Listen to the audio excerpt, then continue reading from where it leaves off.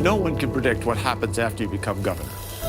Historic drought, thousands of acres in flames, and then came the worst floods in 100 years. And the mass shooting in a movie theater once again tore the heart out of our community.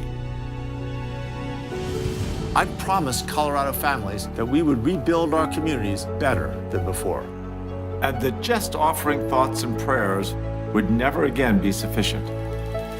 I'm John Hickenlooper.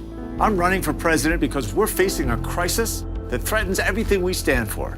As a skinny kid with Coke bottle glasses and a funny last name, I've stood up to my fair share of bullies. Standing tall when it matters is one of the things that really drives me.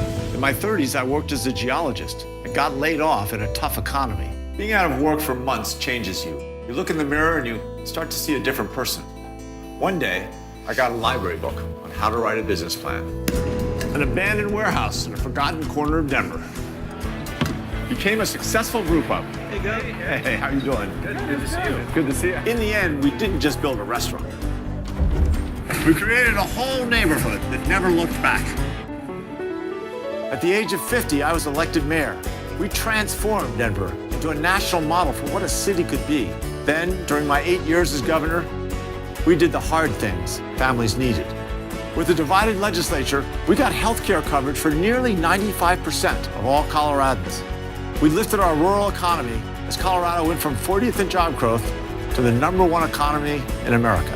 We brought environmentalists and oil and gas companies to the table to create the toughest methane emissions laws in the country.